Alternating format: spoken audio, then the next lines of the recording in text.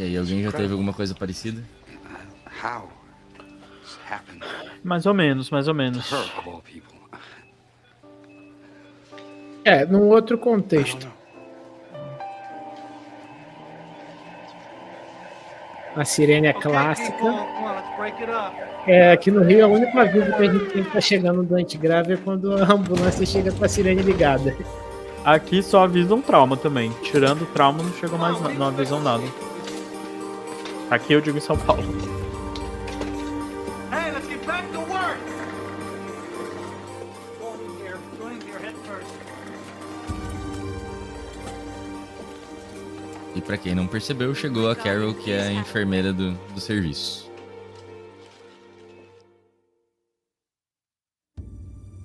All right, move run 3, 1, 2, 3. Come on, people, let's get her clothes off. Let's go, let's go.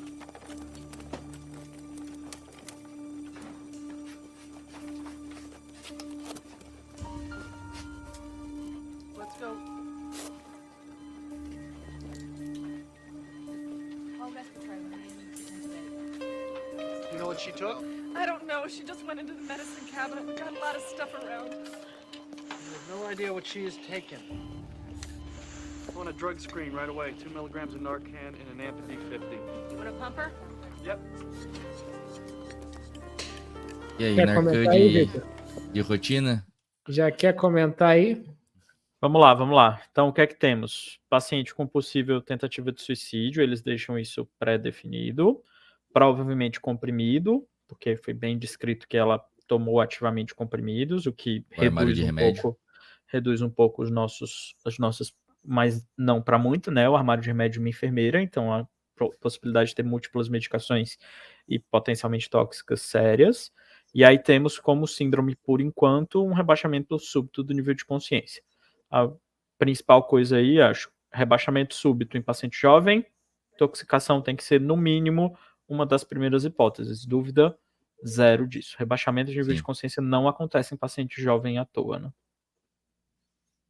Eu acho que é interessante falar também, né, do pré-alerta, né? Eu acho que isso é sempre bom, porque geralmente prepara a equipe para o que vai chegar. Isso é uma cultura que, infelizmente, pelo menos aqui no Rio, como você falou aí, Vitor, em São Paulo não tem. Não sei se o Guilherme avisa quando está levando doente. Difícil avisar, né? É sempre uma surpresa.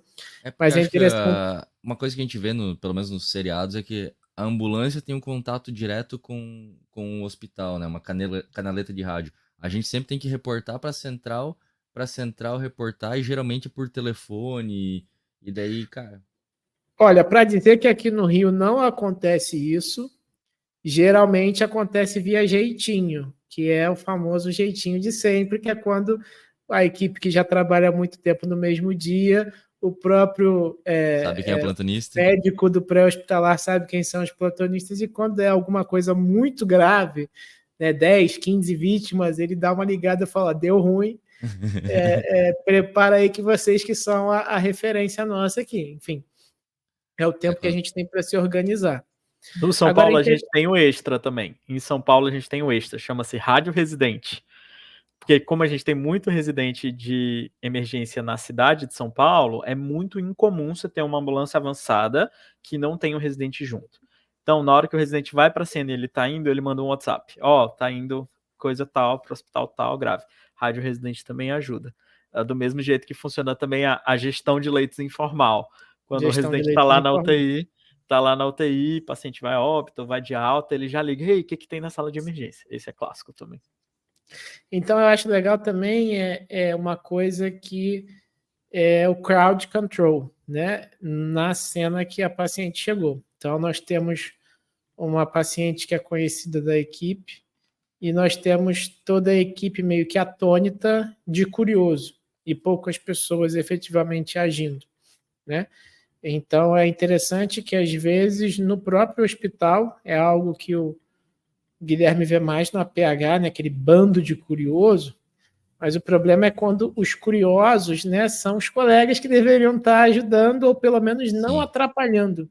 Que eu acho que não atrapalhar, não ficar no caminho, é muito importante também, sabe? Claro que, dependendo do caso, é uma experiência de aprendizado, seja para o interno, seja para o R1, seja para outra pessoa, mas assim, o que não pode é ir contra a privacidade, ainda mais de um colega que é conhecido de todos, né? Enfim, então, assim, é sempre um dilema ético, o aprendizado versus a privacidade em hospitais de ensino, né? Uma coisa que eu acho legal, não sei se vocês já viram, tem alguns lugares que eles fazem aquela de fazer o círculo em volta do leito de emergência, só quem tá dentro do círculo fala. Aquela coisa de, é uma maneira de você dar uma organizada assim, tá, quem não tá no círculo é porque não está participando ativamente do atendimento. Então, né, o team leader ali fala, ó, vocês saem, ou saem efetivamente da sala, ou sai do círculo, e quem tá no círculo tá fazendo alguma coisa Geralmente importante. é um traçado no chão, né, que limita a área do atendimento. Geralmente é onde o team leader acaba ficando. Geralmente o líder ele acaba ficando mais afastado para poder dar as ordens realmente. Mas por outro lado, você vê também que quanto mais pessoas assistindo, maior é o estresse cognitivo e a Com cobrança, certeza. né? Então isso também impacta na performance, né? Não porque você acha que vai fazer alguma coisa errado, mas é algo que assim, ainda não consigo explicar 100%, mas existe uma pressão social para uma performance super ótima, digamos assim, né? Ah, cara, é só pegar qualquer curso que a gente vai fazer, pô, já macaco velho, tu vai fazer um ACLS na hora da prova, às vezes dá uma pipocada, porque você sabe que é prova, que tá sendo avaliado e comete umas coisas que você sabe que na vida real não faria, né? Sim, com certeza, isso acontece mesmo. Por último, que a gente já viu também, isso era um protocolo americano dessa época aí, mais ou menos. Eles faziam para 100% dos pacientes, eles faziam Narcan, né, ou naloxona, faziam glicose, volume para a maior parte dos pacientes, e até então a gente não tinha todas as evidências de lavagem gástrica, ou todas aquelas evidências robustas que a gente tem hoje em dia, de que lavagem é muito mais eficaz quando feita muito precoce, e um pouco mais tardio já diminui de maneira significativa a eficácia e o risco-benefício. Está até contraindicada, né, em alguns cenários. E eu acho, Vitor, é interessante também falar que assim, a anamnese, né, nesse cenário de intoxicação aguda, né, de um doente que chega, né, aqui o acompanhante chega junto, mas muitas das vezes, pelo menos na minha realidade, você só vai conseguir encontrar com a família se o doente vem de APH, e nada contra os colegas do APH, mas assim, às vezes a urgência da situação é tão grande que ele precisa tirar e remover o doente logo, e a anamnese do APH ela fica prejudicada. E aí você perde aí talvez um espaço de tempo que você poderia ter uma informação melhor para dar início ao tratamento do doente, né? Então é algo que a gente precisa considerar. Às vezes você perde segundos para ganhar horas, né? Às vezes tu consegue um pouco mais de informação, mas é difícil pesar isso. E eu acho que assim, uma coisa que é de americano ainda, né? Hoje em dia eles têm o Narcan na farmácia. Polícia anda com Narcan, Over the spray. counter, né?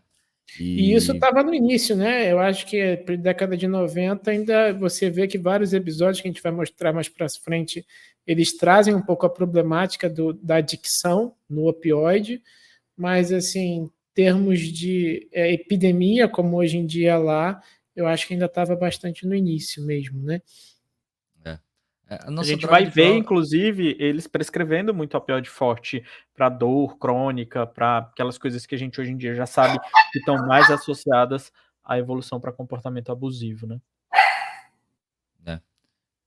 E eu esqueci o que eu ia falar.